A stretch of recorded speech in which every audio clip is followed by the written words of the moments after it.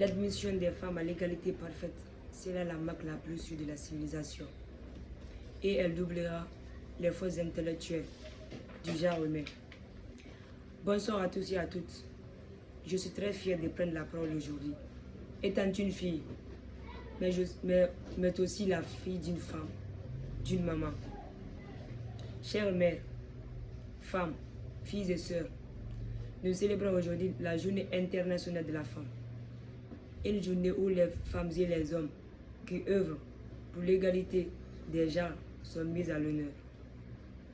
Au-delà de la célébration, cette journée invite à un questionnement profond sur le rôle des femmes dans la société, à faire un état sur le lieu de l'effectivité de ces droits et sur les défis qu'il convient encore à relever pour que l'égalité femmes-hommes soit porteuse d'opportunités maintenant et pour l'avenir. Chères mesdames,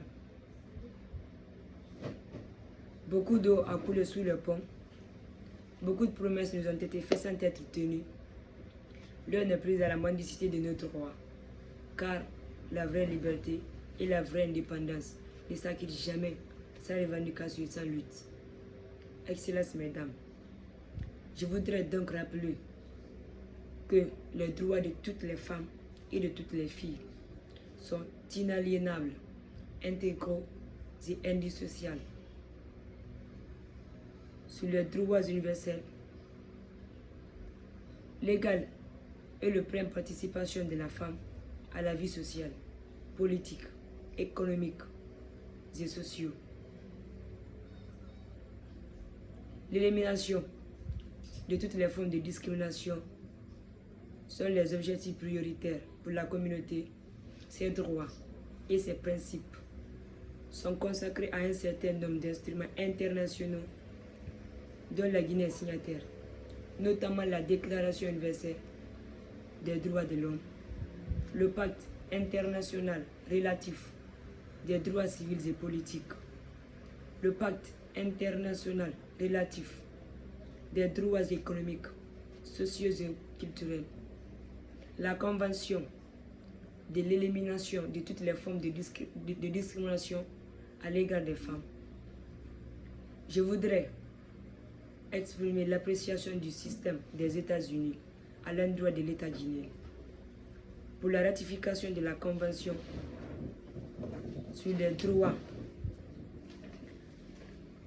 pour la ratification des conventions sur les droits des personnes handicapées et en même temps l'exhorter à œuvrer pour sa mise en œuvre, notamment éliminer les difficultés dont font face les femmes handicapées du fait de leur vulnérabilité.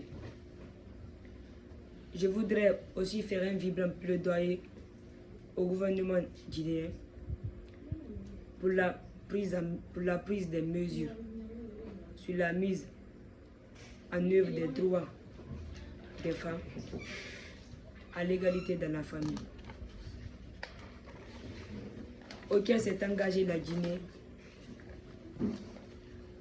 en ratifiant la Convention internationale sur l'élimination de toutes les formes de discrimination à l'égard des femmes, notamment en œuvrant pour l'adoption du Code des personnes et de la famille en conformité avec les standards internationaux.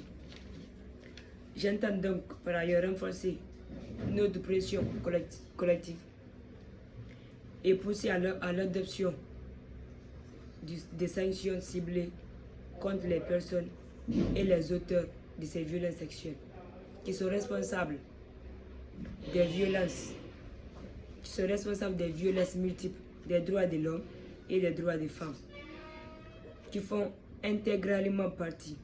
Agir pour leurs droits, c'est de dire notre admiration pour ce que le docteur Mukwege appelle la force des femmes, la force de celles qui survivent, la force de celles qui résistent, mais aussi la force de celles qui risquent leur vie pour leurs droits et pour la liberté.